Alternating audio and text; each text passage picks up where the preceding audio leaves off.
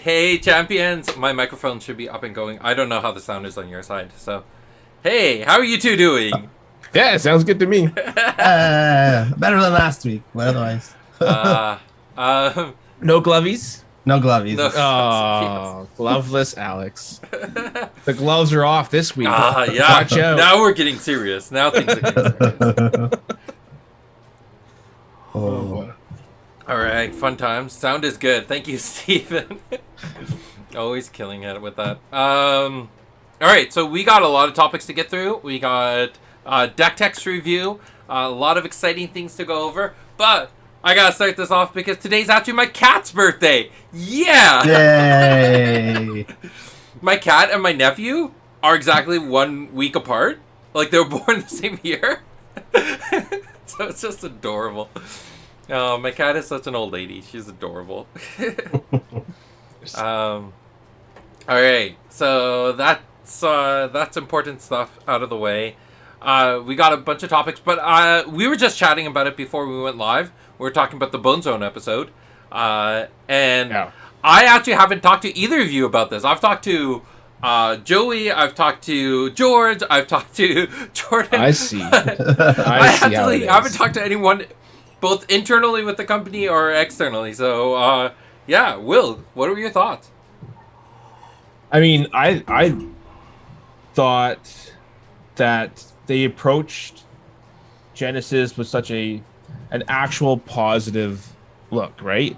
And actually thinking about like what are the realistic expectations that we can, make it clear, right? And Jordan put that video out before, and he laid it out really well. Things that could happen or things that could help going forward after the Kickstarter.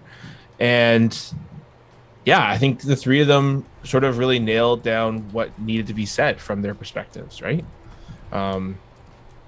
Yeah. The one thing I took away from it that I really, really enjoyed was the honesty of it. Yeah. There was not this whole type of idea of, hey, we've been backing Genesis for so long, let's give them the benefit of the doubt. I had people actually mention privately and publicly about, Jordan put out this video. Look, Haunted Castle Gaming is going to stop supporting them, supporting him. And I was like, no, this is what we wanted to do. And I actually had other people reach out to me and be like, yeah, I wanted to say things similar to that, but I was always worried you'd be mad at me for saying that. I was like, no, make videos, say these things. We want that conversation to be public and open. Anyways, sorry, before I go on my ramble too much longer, Alex, what were your thoughts? That's okay. My ramble's going to be pretty short. And that's why I'm always honest with all of you nice Genesis people out there and tell you the pure, honest truth. And I tell Sid the truth, too. Yeah. But, I enjoyed it during my sickness days. I just had it on. I don't remember a thing. Remember you were much just of a the drug-filled haze. NyQuil, DayQuil. I remember it being good. Yeah. I think it was good that I don't know where it comes from, but I think like George mentioned it, but George is now included in in Jordan's version of the old guard, right? The OGs. Yes. And like there's actually three waves. There's the people who are like 2018, 2019 alpha people, right? Like the old guard. That's the alpha.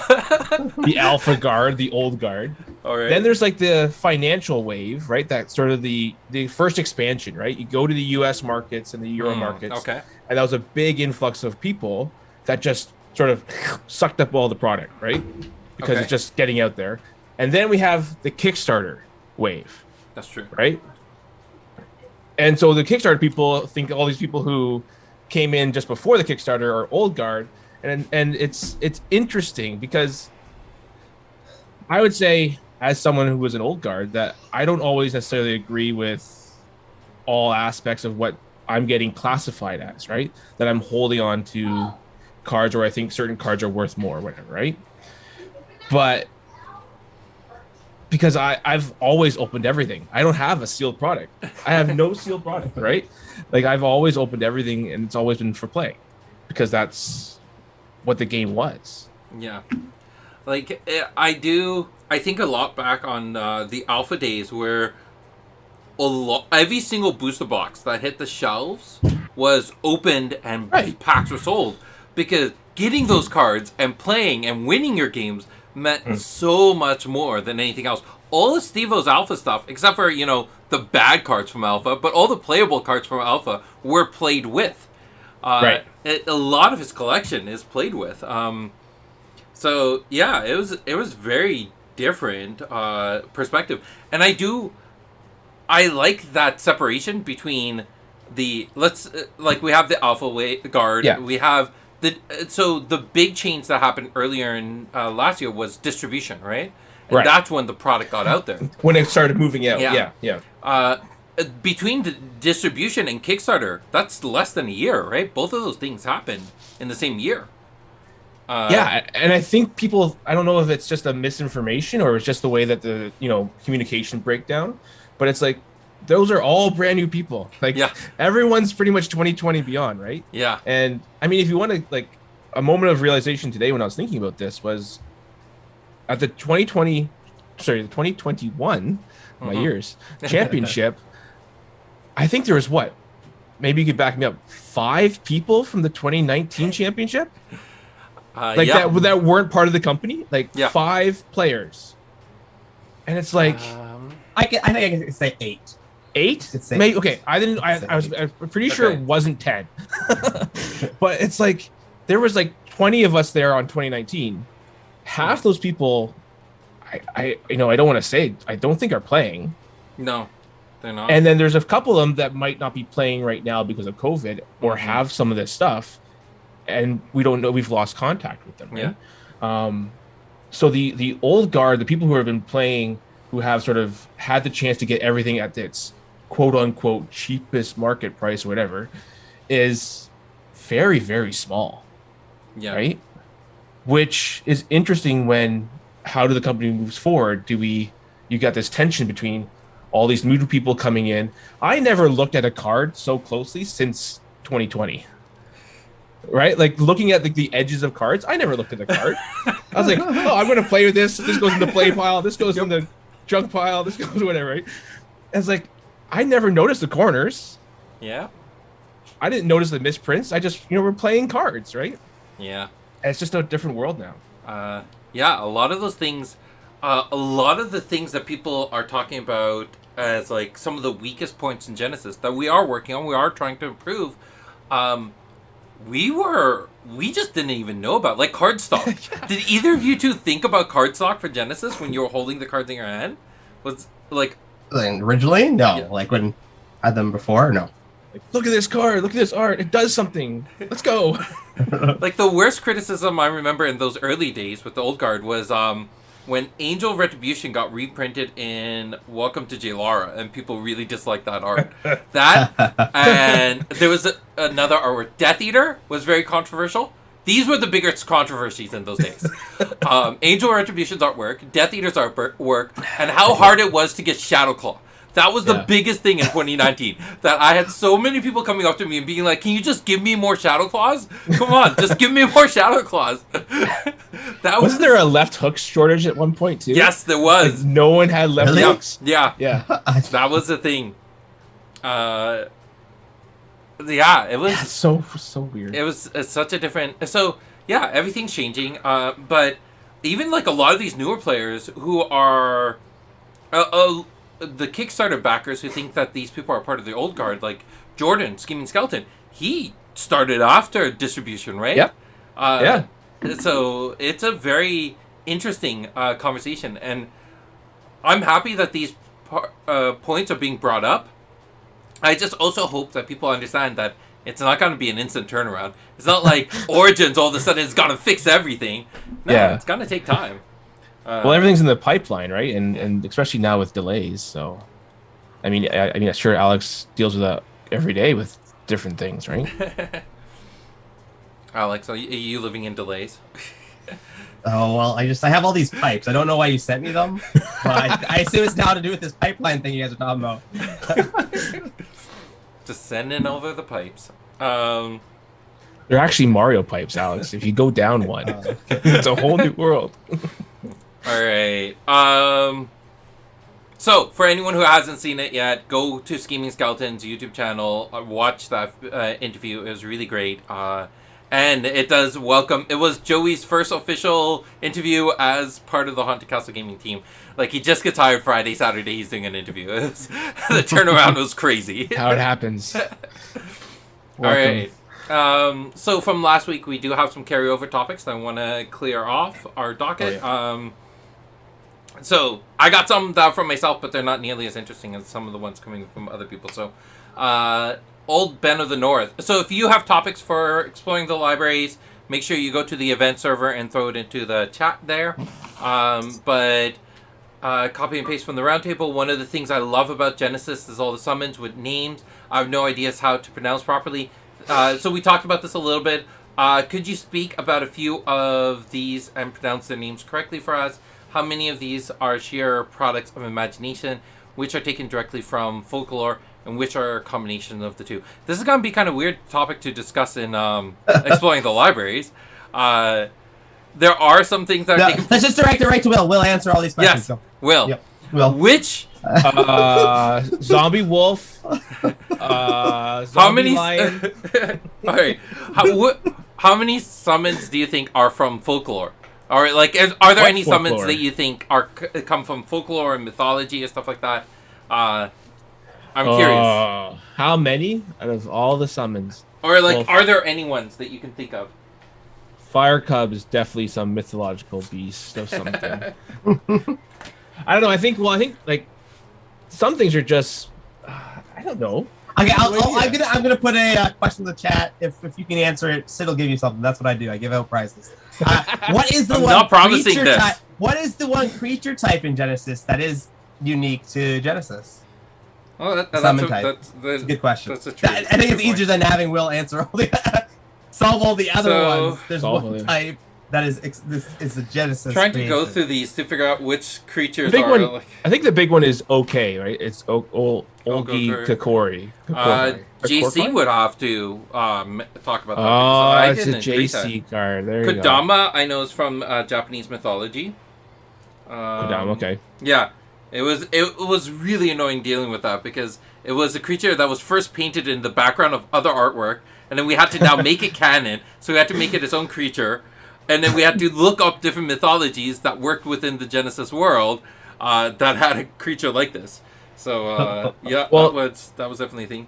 So there's the two decay or the dog and the cat, right? Those are Leo and Pi. Yeah. Those are those not related to like zodiac signs? No. No, Oh, they're not, eh? I don't think so. I think that's just I made from them your up. brain. Yeah, I made them up. There you go. It's all made up. Yeah, most of it. Nizu is one of JC's. I'd have to ask him about it. Chasmodon is actually the scientific name for the black swallower fish, which is what Chasmodon is based off of. Mm-hmm. Chrono Walker I made up. Cabus I made up. Yeah, most of these things are just made up. I think if you go into alpha and beta, there's going to be a lot more things in there that are more likely to be based directly off of mythology. Now, the one that my dad gives me a little bit of a hard time on is Yamaduta and Yamaraja, because those are from Hindu mythologies. And Yamaraja is like the god of death. Yamaduta are like the reapers. Okay. So Sure. those are definitely a thing. But most creatures are kind of just made up. Yeah. So what was the creature type though? We never did answer that. Well, nobody answered. Should I Yeah. give it away? What is the Spoiler? chat supposed to know? We can't You don't really. think All they're right, chat. I gave you a chance to win this one of a lifetime prize. Nobody got it, so I'm gonna answer. Riki is the only. Rikis. Yeah, they're. It is an actual thing. It's like healing energy or like the energy spectrum, and I can't remember. It's been a little while since I've done the research, but turning them into an actual creature type, that was on me. That's kind of cool. The essence of them was kind of like the Infinity Stones from Marvel. It was like they're the essence of something. So Alim is the essence of knowledge. Chrono Walker is the essence of time. Yamaraja is the essence of death. So all those were a thing. The better question is asked the chat is, where do you find the creature types on a card?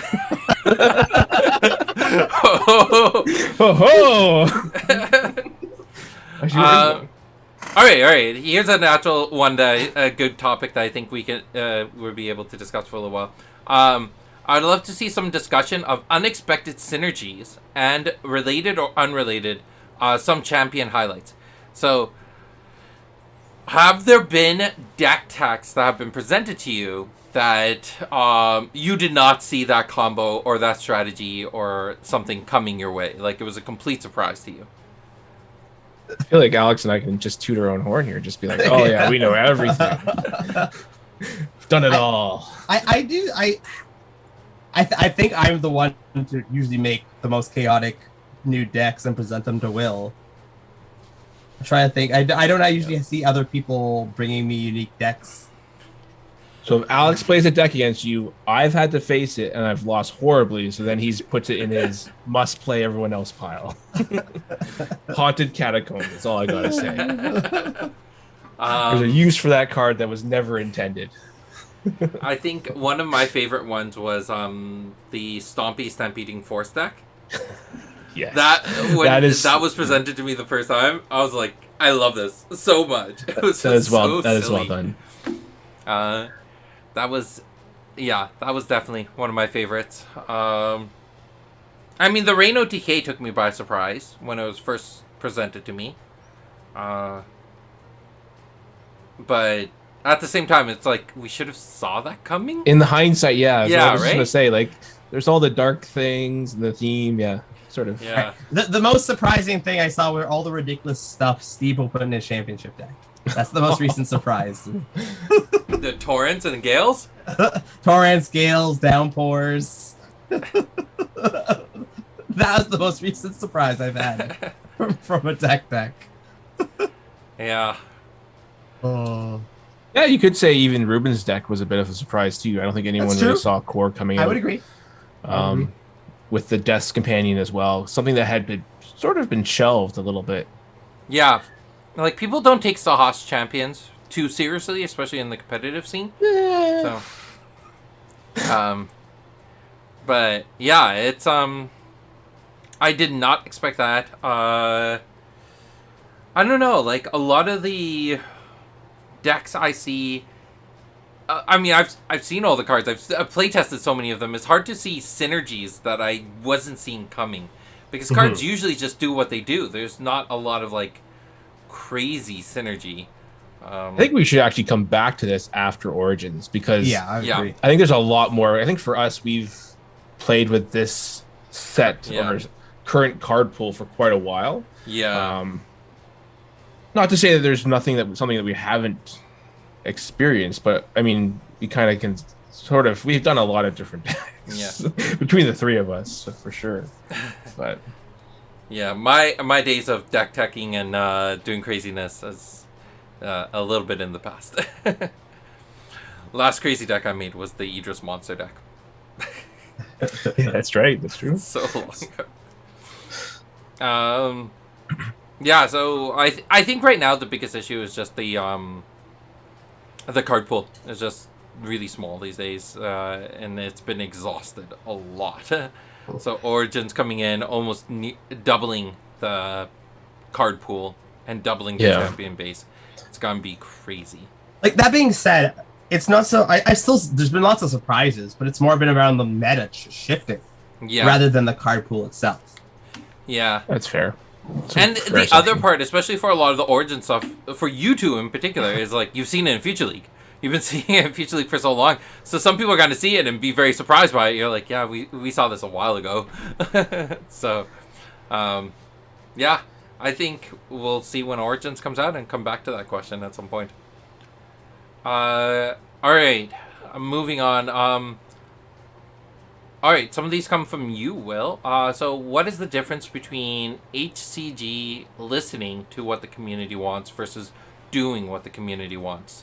Is that something that you thought of as a topic, or it's more of a response to just to to Jordan's latest talk with George and Joey, right? It came up in my mind being like, yeah, they make some great points. And they've, again, like we mentioned, that perspective is very different than, say, someone who's been playing the game for quite a while. But also it's a fresh take on your game at the same time, right? So how do you, it's sort of like you're taking all this information in, and what do you listen to, or what do you take, how do you weigh out all those different perspectives? Yeah. I'm hoping what Scheming Skeleton wrote in chat there is sarcastic, but he's like, HCG needs to do what the community wants now. Actually, something that was really interesting a few years ago, pre-COVID, so it feels like a lifetime ago. What was that? One of the things we actually got criticized, I got criticized on, was that I was too involved with the community, that I was making it too easy for the community to voice their feedback and give their concerns. And I was like, that's an interesting thing. It's like, where do you lie on that spectrum as a company? Because if you start doing everything the community asks you to do, you're no longer making your own game. You're no longer adhering to your own values as a company. You're just giving the community what they want, not necessarily what they need. But then on the other hand, there could sometimes be people who are vocalizing things that are huge red flags that you have to deal with. So you should address them, but you also don't know when to just give in to things, right?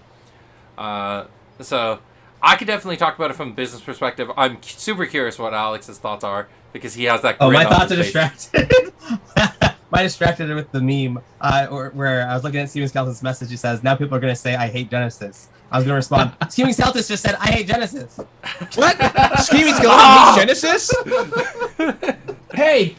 Hey, he hates you. No, I think at some points there are times when listening and doing what the community is asking or suggesting or requesting is the right path to go down, right? Mm-hmm. And luckily, Genesis has a Future League community, so a smaller subsect of the community that actually is working consistently on looking at the newest things coming out, playing with those cards before they get printed or whatever, right?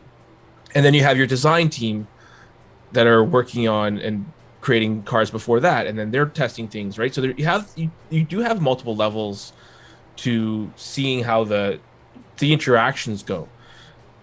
But it is an interesting tension that is existing between, well, these people have been here for 4 years and say we should do this, and these people say that we need to go this completely different direction, and they're buying and wanting the product, and and it's I just wanted to pick your brain and see how do you handle that, right?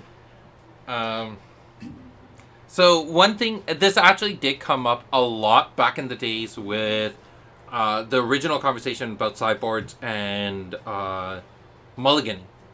Oh, okay, yeah. So with sideboards, the game originally launched without sideboards, without mulligan, and it wasn't until the 2019 championship that it was proven, both analytically and anecdotally, that sideboards were necessary, because one deck cannot encompass all the fail-safes required to deal with every single opponent there. So it was shown that there was great, not just anecdotal evidence to do this, right? It wasn't just, every other game has sideboards, so you have to have sideboards. It was shown in the competitive scene with the players who are playing the game that it was necessary for the health of the game to include sideboards, and it was also necessary for the design space to have sideboards, because now there are certain cards that accelerated in being in the sideboard compared to being in the main deck, like Holy Wall, for example. Cards like those, the only reason Holy Wall has much value is because it can be put in the sideboard. If it had to always be in the main board, it just wouldn't have much value because of its 7 chi cost. Anyways, so that made sense. But when people keep on requesting mulligans in the game, that's where I feel like there needs to be a line that's drawn. Because the reason why people are sorry, I don't want to overgeneralize on that front, but the topic of mulligans and the value add it gives to the players, it doesn't adhere to the design principles of Genesis. And this is one of the things I walked away from the Kickstarter with. One of the biggest wins I got from the Kickstarter was sitting down with the entire executive team of Haunted Castle Gaming, so Alex, Chris, and Damian, and talking about what are our core principles of a company. We already have what our core principles, what our 4 pillars are for Genesis, but talking about what those core principles are for the company. And then when it comes down to making one of these decisions, we can reference these core principles and say, does this make sense for the company? Does this make sense for the game? So there needs to be that line in the sand sometimes when it comes to making these decisions. And for the people who don't like that attribute of the game, sometimes it needs to, from my perspective, from the person who created the game, I need to be comfortable knowing that this game isn't right for everybody. And if they don't like this particular decision, which I think is healthy and defines what Genesis is, then I do think that maybe they need to take a step back from the game and reevaluate, is this the right game for them? But that's my perspective, at least from the creator and from the business side. But for someone who's actively designing it, I am curious from Alex, like, you're getting a lot of feedback these days. I know Future League goes crazy at times. How often are you sitting there being like, I'm just gonna let them vent it out? And how often is it like, all right, this is something I need to step in? I always let them vent it out most of the time. I'm trying to think, in Future League, I don't think... Well, okay, I definitely step in. He gets his popcorn. He's just watching this text go. It's like, oh yeah, you got it all wrong, guys. I'll give an example. So this week somebody posted a picture, and it looked like the board was just swarmed in summons. So some people looked at that and like, oh my gosh, that summon's broken. I looked at that and said, that makes sense. Yeah. Because the opposing champion was unaffected by that summon, so they just ignored it the whole game. So they kept appearing. They would just multiply. And a new player came on like, oh, that summon's busted. And then I just no, that summon was a hindrance on the person playing it, not they so trapped much themselves. On the opponent. They were trapped by their own summon and couldn't do anything. Yeah. I did not see this at all. All right, we'll give a little spoils. We won't say the exact cards, but there's a card that's able to multiply. Oh, okay. But there's also a champion that takes damage reduction. So you can have as many of them on the board. They're still not going to be able to hurt that champion. So It wasn't as broken as it looked because that champion had no reason to ever try to take these out. No reason. But when you look at the board and you see a whole ton of them, you're like, oh my gosh. So you got to look beyond just the things shown. Yeah. I think that starts with me, myself, having tested the card. And that's my problem when a lot of people leave those comms like, oh, that card's broken. And then you go, hey, did you test it? And they go, no. I'm like, thanks. Cool. There is that knee-jerk reaction, right? And I think a lot of new players are excited to be part of Genesis, and they see it, and they get in. It's like, oh, it's a board, it's miniature, it's chess, it's all these aspects of other games that they love. And they get excited, and then they realize, oh, there's this hurdle or that hurdle, whatever it might be. Maybe it's mulligans, maybe it's whatever, okay? I think the best thing that you guys accept, as a company, you accept all the criticism and the feedback. And then we have to give it to you, hand it over, and then you sort of be like, okay, we're going to sort of weave our way through this and make our best decision. Yeah. And we have to trust that will happen. Mm-hmm. Right? We can't keep sort of I don't know. I don't know how far we want to go down this rabbit hole. But I think it's important for people, I think, especially if you're going to present feedback, constructive criticism, or any request to the company, I think it's important for people to understand that we do keep that information in mind, but we balance between anecdotal evidence and analytical evidence. This is a big reason why, despite 2019's the precursor to the 2019 championship, and afterwards, when everyone was requesting we ban Epiphany, we still didn't, because even though the anecdotal evidence was there, the analytical evidence wasn't there, right? And making any knee-jerk reaction because the community is requesting something could have downstream detriments, because if you all of a sudden the community has an uproar and says card X needs to be banned, right? Right. And we ban it and realize that wasn't the root issue, and really there's another piece that also now needs to get banned, but then that has a downstream impact and causes another card to be banned. Like, you need to have those decisions and make sure, is this really the best decision for the company?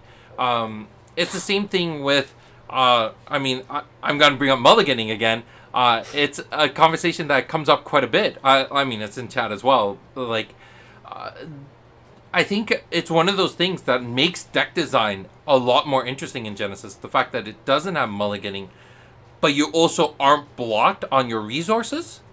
So that really does put a lot of the a lot of creativity in the deck design process to say, okay, well, how do I design this in such a way that my opening hand is reasonable all the time, right? Sid's being nice here. What he's trying to say is, if you build a deck with a whole bunch of cards that do nothing, and then you draw them all, And your there's deck a does problem in your deck design. There's a problem in your deck design. It's not in your hand drawing capabilities. Yes. My Dark Loa deck isn't going to work. So I have my first story. This is going back to 2006 or 2007 when I first designed the Chi system. And it couldn't even been that. It would have been 2004, 2005. And I was playtesting this with like 8 of my friends. And my oldest brother comes in and he's like, oh, I built a deck. And his deck was nothing but 3 Chis and 7 Chis. And the first game he played with it, he won. He decimated. And all of us were like, oh no, is this broken? Like, is this completely busted? And then his second game he plays, he draws nothing but 3 Chis. And I was like, yep, this game works exactly the way I intended it to. Because if you're going to have a swing deck, it's going to swing one way or the other. And if you fall on the bad side, then you're hurt. So, yeah, I think that there's a very elegant reason why mulliganing isn't in the game, and if you have a bad opening hand, it's because your deck was designed in such a way to have a bad opening hand, so redesign it. Yeah, it's also a big conversation about banning chippy champions. Is this the thing? Do we need to ban all chippy champions? Chippy champions are broken. Chippy champions are broken? Oh, chippy Man, Scheming Skeleton hates Genesis and the Chibi champions are broken. This is the only takeaways I have. Biggest controversial episode ever. So I think it's a correlation. He hates Genesis because the Chibi champions are broken. That's what it's coming back to. Yeah. Okay. All right, scrap Origins. Let's delay it a couple of months, and then we'll have to redesign the Chibi champions. That needs to be our next goal. So it is, from my perspective, it is interesting being someone who jumped on Future League really early, who has been somewhat focal in Future League for a while, and then seeing the decision process being made, right? Where, I said, we should have done this, or I believe this, and I said these things, and yet not all those things were changed, right? Because that's how it works, right? Not all the things I wanted or Will wanted for Genesis have happened. But at the end of the day, I can still see the reasonings that I was wrong in hindsight, right? Yeah. The biggest one for me is that I kind of still do, but now I definitely don't, now that the 2021 championship is over. But I thought that Kuhn should have had a range attack. And and for sure now that would be completely horrible if he did. Because it's just so bonkers what the dash could do, right? And I know it's like we went back and forth, and I think Assad and I had conversations about well, it has to be this because this is the way it is, and he's got the wings and everything, and you can't not do it. Like, but at the end of the day, like, yeah, I was wrong, right? And that's not what should have happened.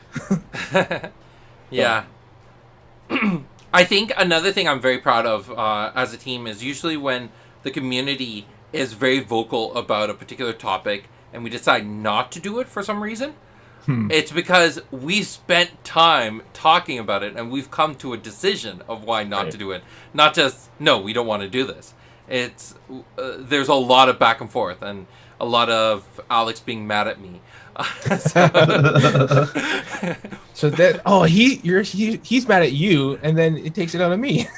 Yep. It's all rolls downhill to Will. Because you know that deck that was 3 cheese and 7 cheese. Somehow, when Alex always plays it, he always draws the 7 cheese. But then when I play the exact same deck, I always draw the 3 cheese. I don't understand. It's only against Alex. Against nobody else. It's just Alex. Fun times. Just quickly to touch on the someone was mentioning about Hydro Blast and will it ever be unbanned. It's just unbanning. I think it's just a few points too far off on the formula, and that's why we need to ban it. But Alex is grinning again. Reprint. I know there's a version of it. There's a reprint in Origins that isn't Hydro Blast. Spoilers. Like it was in Future League for a long time, right? Yeah. Yes. Yeah. Literally for a long time. It just didn't fit for the game at that time, and there's no reason to unban it because Gust is perfectly reasonable. And then we'll make a functional reprint, I guess, in Origins, right?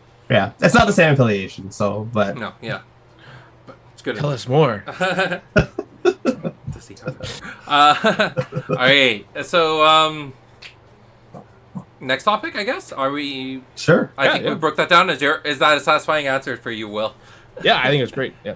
All right. I think we got one more, and then again, if you have topics, leave them into the event server, and we'll make sure we schedule them in for the next week's Exploring the Library. So, what does making a better version of a card mean, and why do it? Well, that's a good follow-up from that last. Yeah, I know, right? Okay. I think I did an entire talk about power creep versus rescaling the game. Well, episode like 7? 10, 7. This is episode 59. It's a whole bigger feud. No. I want people to go back into the company history and find it. So one thing to be very clear on is all the cards that were designed in alpha and beta were completely designed off of a gut feeling. There was no formula or anything. It was just years of me having designed the TCGs and playtested this algorithm that I knew that these cards would work. But I was wrong about quite a few cards. Not just wrong about those cards. I think in isolation with alpha and beta, a lot of them made sense. But it was when you expanded into adding more cards into the card pool and newer champions that a lot of those cards started losing their values. And a big thing that actually changed in the entirety of Genesis is the decision to make 2 energy reduction the standard fighter mode and 3 energy reduction to stretch. And when big changes on how the game works and when the formula itself goes from not existing to existing, all of a sudden you realize that your math was just wrong on a bunch of things. Or maybe it was right and your new formula is wrong. That's true. Like, so one thing that we did, I think, to make the game work, but I'm not a huge fan of it, was forcing the formula to act with area damage in a way that I'm not 100% comfortable with, but it is stable. It's not the way I would want it to go down, but it works. And one of the big things was adjusting the formula to make Tsunami relatively close to being on par with the formula. I think it's in the formula it's scheduled out to 19 aura instead of 18, something like that. Like it's 19, 20. Yeah, it's 1 or 2. But that was, if I were to write the formula from scratch, Tsunami would not have been there. Tsunami would have been much higher. We adjusted the formula to bring Tsunami on par. So there are some things like that, but that's where I don't think anything in the game has been directly power creep just yet. There are older cards that I think ruin future cards, and Boldshot is the prime example of that. But I don't think there's any card that's been added in Welcome to Jalar, Raze, or Origins, or even the stuff I've seen of Invasion so far. I don't think any of them have been power creep per se. Chrono Walker is another great example of a card that ruins a lot of design space. Because of the chi level, mostly, but and probably some of the 6 health abilities. The 6 health. There's a nice question in chat. I found it. How many erratas and bans were in alpha and beta? A lot. No, bans, there's only been one card banned. One ban so far. Yeah. Errata, because the verbiage of the game changed a lot. And also, so some of the big ones was Drain, going from Vampiricus being a Drain attack, and Essence Drain being a Drain cast, versus just being drained in Alpha. So Vampiricus used to be able to target Angel Retribution. Also, aerial summons not being able to attack other aerial summons. So Angel Retribution and Death Companion could not attack each other. That was a pretty big errata. Decoy changing its wording so that Decoy Rabbit and Chrono Walker was relative. When the summon hit the arena, it no longer knew who the champion was. No, it wasn't part of your thoughts anymore. So the wording of it had to change. Right. So all of the subject of the decoy ability had to be Chrono Walker, not you. So it wasn't you switch spots with Chrono Walker. It was Chrono Walker switches spots with the champion who is right. So there were things like that. It was basically the game growing up and becoming making a lot more sense in the grammar of the game, and also the just what made sense legally. The other one was Sacred Ground. Sacred Ground original text was a regular swift speed create, and you got to place it on any spot underneath it, any spot on the arena, compared to just unoccupied spots. So create became standardized, beckon became standardized. All those core keyword mechanics became standardized in beta, where they were just everywhere in alpha. So Sacred Ground was actually a really good card in alpha, and became completely unplayable in beta. It's a great play. Sid just gave us a great play here. Rebound your Chrono Walker in response to trigger, so you can put your champion into your hand. In the alpha wording, technically, I think it was weird. It was weird. This is why we don't play with alpha cards, right? The other big errata in alpha, the elemental summons didn't call themselves elemental in the text box. They called them element. So it was the AL was missing on all of the game. That's how I met Carl. He bought the game, came up to me, he's like, "You realize there's a typo here. Do you want me to edit your cards before you print them?" I was like, "Yes." That's great. So that was one. The original printing of Skeleton King, the resurrect ability only triggered on summons who were killed this turn, not this round. Oof. So Skeleton King actually got an errata in 2017. There are 2 printings of Skeleton King in 2017. One of them that says this turn, and the other one that says this round. And I actually went to everybody who bought the original 2017 Alpha Kit and exchanged copies with them. So you're the only one that has those I don't even error know cards? where they are, to be honest. Oh. I think I threw them in recycling. You say that on a live stream now?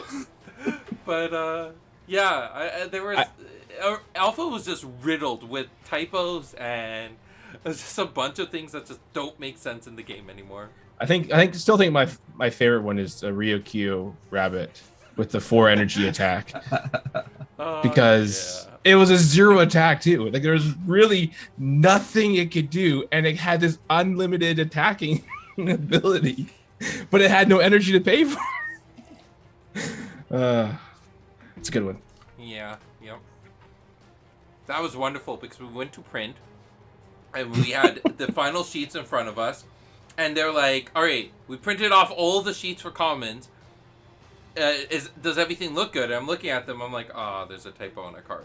I'm like, how much would it cost to fix it right now? And he's like, yeah, you're not fixing that. It would cost you thousands of dollars to fix it. I was like, all right, yeah, it's just going forward. That was a pretty bad one. But yeah, I think Alpha just had a lot of mistakes. I think they're all on the website though. All the erratas. If you go to the errata page on the website, you'll find them all. Yeah. Will and I had a convo about Guardian Balance. The wording had changed from the beta card. Did Guardian Balance get changed? From maybe it was the Alpha one. Actually, I have it up here. Guardian. Yeah, I don't know. It's possible. I think almost every card got an errata going from Alpha to Beta. It was just. I think it was the end of this round terminology or something like that. Oh yeah. The Day of Peace. Yeah. Yeah, there were a lot of things like that. Yeah. All right. So I think did we finish the previous topic? Oh, what does a better version mean? Yeah, it's just so like I think we sort of discussed it a little bit last time too, and it's just a topic that's on people's minds. Is like, okay, certain cards haven't been reprinted, right? We've stated this before. Trust that Alex and the design team and Haunted Castle Gaming chose those cards for a reason. Whether or not it was, they can't see into the future, right? Basically, that's right. You can't tell. But there's a reason why, Flame didn't get reprinted, but we have Flame Jet. Yeah. Right? Yeah. Fire moved, Fires moved to a different affiliation. Flame Jet is better version of that card. Right? Mm-hmm. So why do that?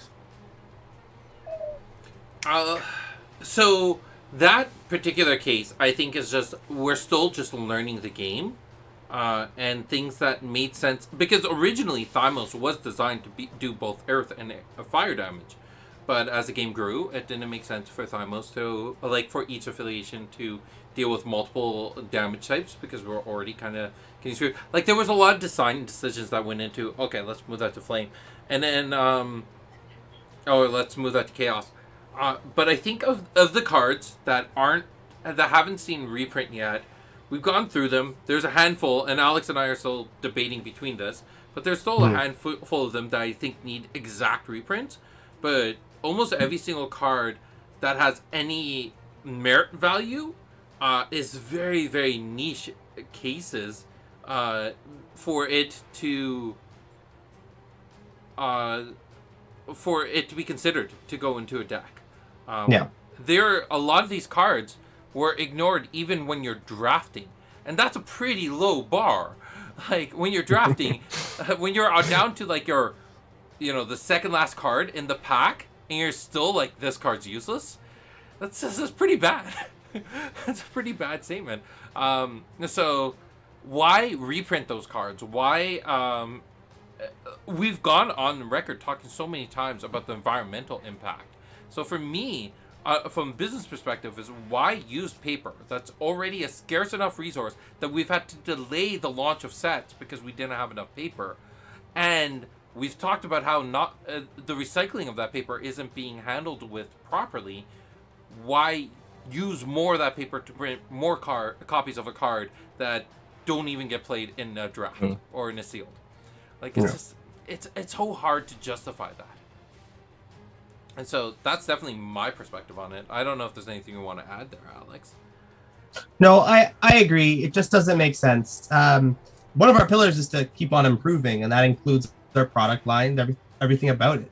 Why are we going to give the player stuff that's just not worth anything? Yeah. Reprinting it for the reprint's sake. Yeah. So, but there are some cards that I think when we had originally designed it, the concept was cool. Something like Blink Shards. Yeah. Blink Shards, conceptually, was a really interesting card. And it was fun during the early days, pre-alpha, when we were playtesting the game. It goes into alpha. All of a sudden, people aren't playing with it.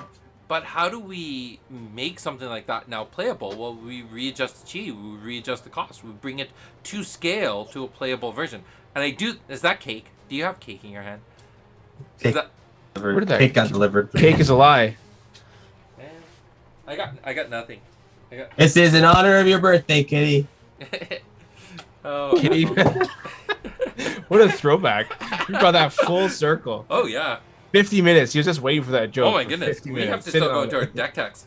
All right. So, temporal relocation, I think, is a much more playable version. There are other cards out there that we've considered, but at the end of the day, our big thing is the door's never closed. If we do find that a particular card needs to see reprint in the future, we'll reprint it. I don't see any reason not to. If it's needed, if players want access to it, let's get them access to it. But it's not like we can reprint it today. The sets are designed in advance. We can't make changes to origins, for example. Well, that's the next one coming up, right? Yeah. And I think that's just has to be reinforced. We will HCG will make decisions and will make sure that their players' voices are being heard. And yeah, I think it's a pretty good spot. All right. Awesome. We got 9 minutes left. We still have to do the deck techs. I completely forgot about this. Deck techs? Yes. We got 3 deck techs at one. So let me pull this up. You Want me to start by scrolling them all? What did you want to do? Oh, yeah. Crush everyone's dreams. All right. So they asked me who was my pick, and I did not have a pick this week. You all disappointed in me. Not because you didn't present, creative decks or anything, but I consider all your decks incomplete. I received 0 forethoughts from any of these decks. Not a single deck gave me a forethought. So I begrudgingly am giving my win to Sid's second pick. Third pick, actually. Well, third pick. Make sure. We have to make sure that's you. very clear. Wow. It's Third pick. very quick. And then it's Jeff Macedo's deck. Congratulations. I would not give you this. I'll give you another disappointment. Disappointed on your chi. You didn't use all your chi. Give me all your chi. Don't waste chi. We give you chi for a reason. I'm going back to my cake now. So that being said, glad. Jeff's deck was on my list because I like that he experimented with something new. Not new per se, but it's something that I think everyone should spend some time experimenting with, which is the elements. And I also do like the fact that he would rather keep the integrity of the deck together than just push up the chi. Now, I'm sure he could add more Brooks or do something, but as a first pass, I think that's great. And yes, it was. There were only 3 decks that were on my list, so even though it is number 3, it was still on the list of the decks that I would have picked, assuming Will had picked my 1 and Alex had picked my 2. Jeff, you were going to win this no matter what, basically, is one person. Don't tell him that. I do like your process, though, Jeff. I was watching, I was like, oh no, he picked Flame. Please find Flame Jet, please. Yeah. And he ended up going through everything, but. So having done the entire thing, he also goes into practicing with a few hands, which is great. Yeah, you should be doing that. Try your deck out. The more information you give to your community, the easier it is to see, is this a deck that I want to try out. I think the first thing that held me back though is that it was an Idris deck, and I was like, oh, more Idris decks. All right, sorry. Was there anything you wanted to add, Will? I cut you off twice. No, I mean, I'm just glad someone else is getting Alex's disappointment and not me. So. All right, so I have 3 cards signed by Damian. They're different cards, so I'm just gonna shuffle these up, and then Alex, 1, 2, or 3. 2. I was gonna say which 2. Yeah. All right. Who's Jeff, easiest? You're getting signed backflip foil. Ooh. All right. Look at that art. All right, Will, you want to give me your? Yeah. I don't remember the exact. It was the author Odara deck, right? It was the TikTok Odara. Yes, Odara deck. Wow, Odara deck actually caught my eye. I've tried so hard with trying to make it work, but yeah, I like the building sort of. I mean, I assume you built around the instill figure and Breath of Chalara with some really efficient summons. I actually thought the zombie cat was a great sort of 4-chi card that you could pump up, gain 2 health, get a couple extra turns out of it. And yeah, I thought it was a great deck. I think the resources required to play definitely fit Odara's playstyle. And then having some health gain so you can spur on things. Because I mean, if you're going to spur on your own Death Companion at 3, you're really going sort of all in on with a 1 health Death Companion because you're just asking to get shot down. Yeah. But I think it was a cool niche sort of play. Something I'd actually like to play out and see. Yeah. Alex? So when Sid said we were talking about decks, he's like the Odara deck. I went, what Odara deck? Put the Odara in your picture, sir. That's it for me. I'll be honest, you may have made my list. No, you didn't have forethought, so you wouldn't have made my list. But you may have made my list as unique and surprising. So this is Alex on sugar. It's all excitable. He's so passionate. It's the cake. I think Odara is still trying to find a home, and the more people who are trying, eventually someone will crack the formula and make it happen. I like this. I think Death's Companion is probably one of your best options for this, because I've seen a lot of people do it with Baruch to get like double blitz, and it's like, yeah, that's not necessary. But with the Death's Companion, I think with the Instill Vigors, I mean, swinging him for 7, that knocks out almost anything in the game, including Angels, right? Like, the only thing you're not knocking out is Primordial Force? Yeah. So, nothing you need to worry about there. So, I think it's really interesting. It's something I would like to try myself. I want to try it. Yeah. All right. I am interested to see what Origins brings for Odara, too, because I think hopefully there's something there, but... my left, your left. Give me numbers. All right. The one closer to God. Origins banner, or the one closer to the booster boxes. What's the banner? Booster boxes. All right, that's this one. Purifying Wave. Hey, there's a card. That's a card. That was one of the hardest ones to track down. Jeez, you're getting it for free and signed. All right. So. Mine is going to Darren for the Rain OTK. No TK. No TK. No TK. So I like this design. I like the layout. There's a lot of things in here that aren't part of a traditional OTK. I think this is just a solid Rain deck. I wouldn't even look at this as an OTK. I think that this is just... There's a lot of options in here for a lot of interesting interactions. I just would like to see more invasion. That's the only thing. Like Otens, maybe some more Chrono Walkers over the Mongols. Just something to keep Rain alive. And then also, this isn't running any 7s or 8s, which is... it's gonna make you lose at the end of the day, but... it's a choice. Place to start. I've never been able to make a good deck without using 7s or 8s. No faith from Sid. But... I like this because I think this is a great place for Rain to start. And then the more you play with this, the better this deck will get. And you'll find a fun way to play with Rain that isn't just OTKs. All right. Isn't that the dream? That's the dream. Because the Rain OTK is just not stable. It doesn't win that often. But I know that Rain can win if you don't play OTKs.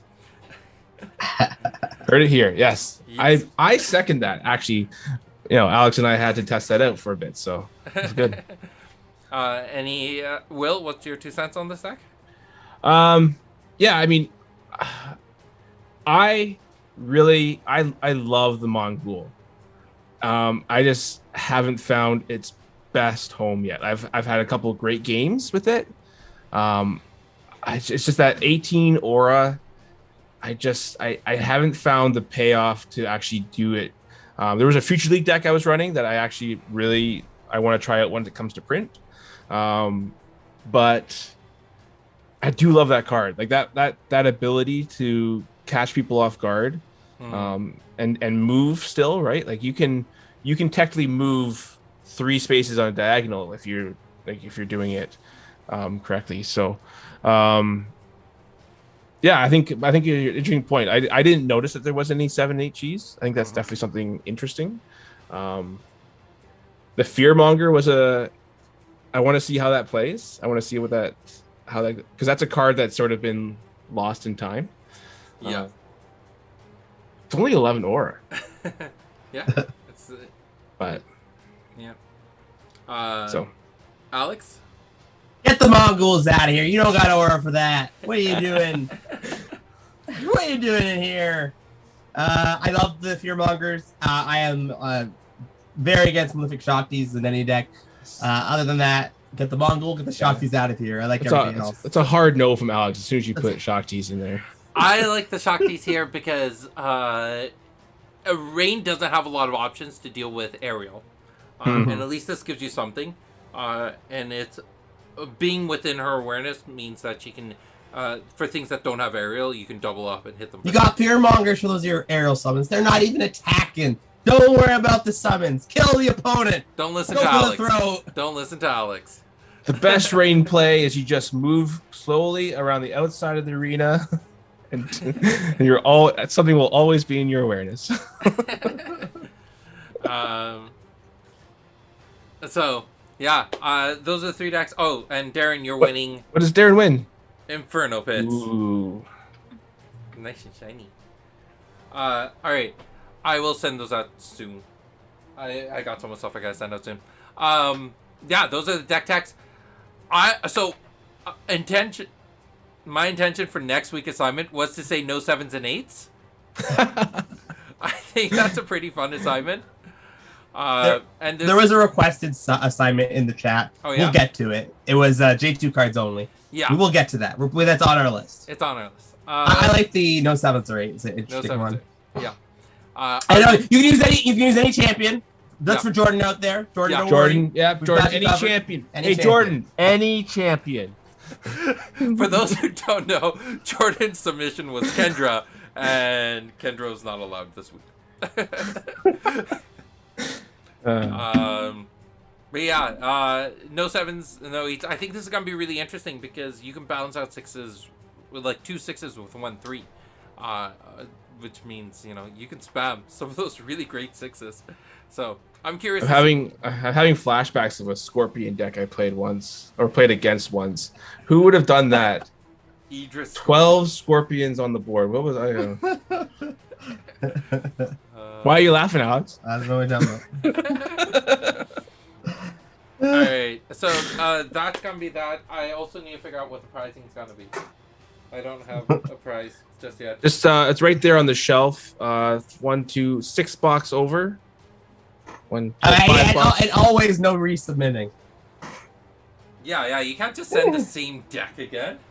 That's not allowed. So I have more of these parties. Party? Sure. Yeah. All right, so that's the prizes for next week. No 7s or 8s. All right. I think that's everything we got for this week. We're a few minutes over, but I mean, we're awesome. People love us. Yeah. So they're just waiting for Alex to give away something at the end. Yeah. No one got the Recce challenge. So, any last thoughts before I wrap things up? Are we good? Or anything I'm missing? Wrap them up. All right. That's everything for this week. Thank you for joining us, and we'll see you next week. Bye. Bye. Bye.